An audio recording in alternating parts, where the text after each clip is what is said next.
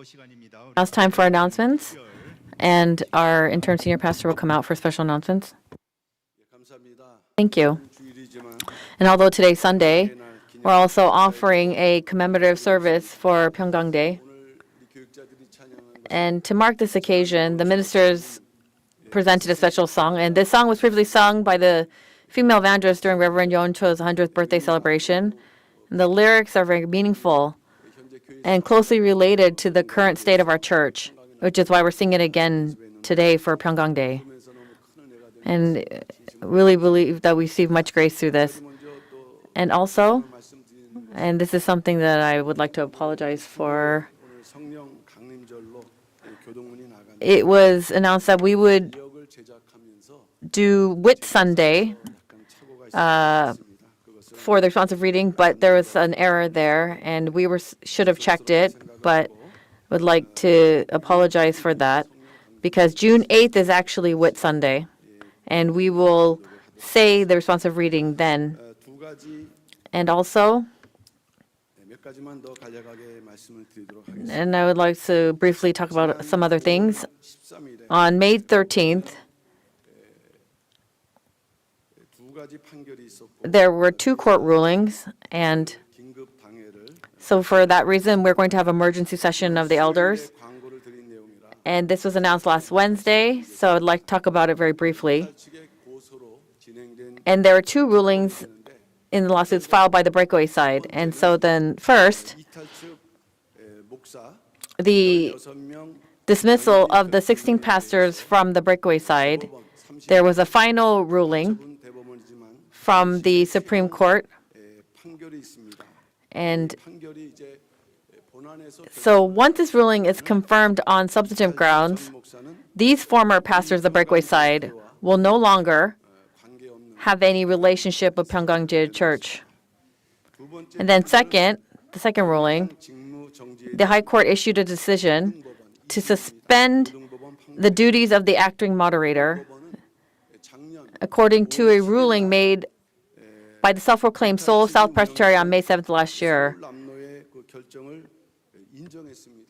And so we have this ruling, but until that there is a final decision that they're going to issue, then they have paused or suspended the duties of the acting moderator. And so the church is going to file an appeal with the Supreme Court. And out of respect for the court's decision, the acting moderator's duties will be suspended, so which is my duties essentially, until substantive ruling is made. So to ensure continued church operation, there's going to be an emergency session of the elders today to decide the next steps. And even the special announcements, until today, I will cease for a while until after we decide with the emergency session of the elders about what to do. And why I'm giving an announcement is that we have not received an official document from the courts. And so though we have not received it, within 7 days, even it becomes effective after 7 days after the ruling. So the fact that I am the acting moderator is only up until this Wednesday. And within that time frame, I am able to give special announcements and also call for emergency session of the elders. And today's emergency session, where it's going to take place has changed, the location. And before that, we met in the education hall, but we call it the Rice Cake Shop building. But we'll meet on the third floor of that Cheil building. And due to the many lawsuits with the breakaway side, and all of them wanting to come in, and so because of that, there's ongoing legal risk and confrontations, and the saints could potentially suffer. So we want to reduce that conflict. And so for that reason, the location has been changed into the Cheil shop, the third floor, and that is why we're having it there. But it has gone out, the announcement has gone out as a sanctuary name because that future location is for the commemorative building for Huisan. and it will be a sanctuary, and there will be a sanctuary within that building, and we're going to designate that as Shechem Sanctuary. As you know, Shechem, it was the final destination of the covenant torch. Though it is kind of a rundown building right now, it is a place where it's constructed to be a great site for the future Hwison Memorial Hall for the saints. And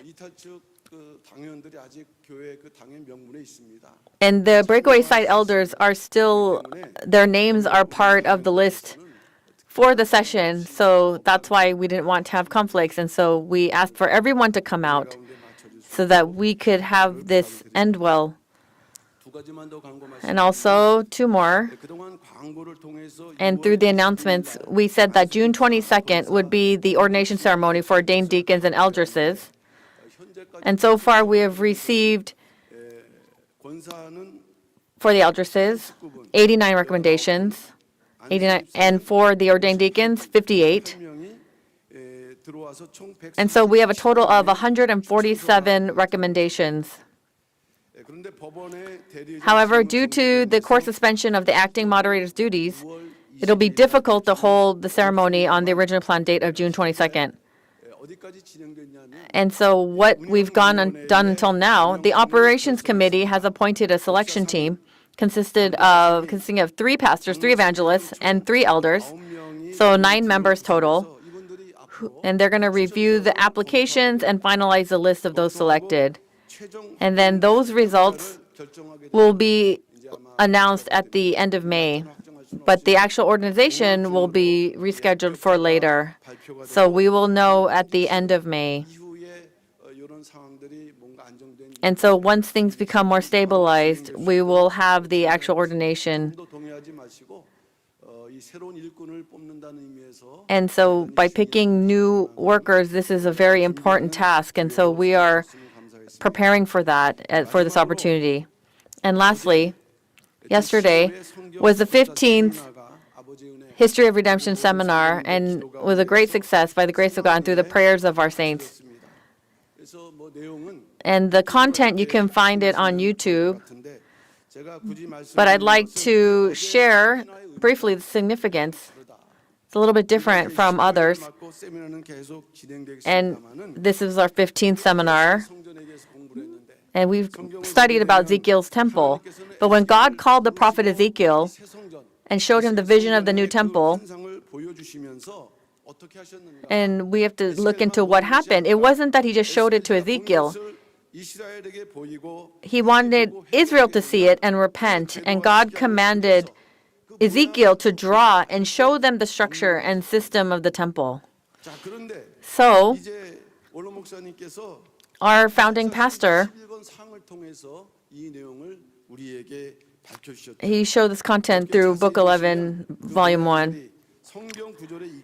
And so based on the Bible verses and the teachings from the History of Redemption series by founding pastor, we were able to visually recreate the 25 key locations of Ezekiel's temple. And it is such an astonishing feat. So in that sense, it can be seen as fulfilling the same divine command given to Ezekiel 2,500 years ago. And this is something that our founding pastor revealed through the History of Redemption series. And we are able to show it in the video. And so for everyone who saw it, we could understand the deep biblical and redemptive significance. And it has great meaning. And I looked at the views, and it was about 4,000 views in just one day.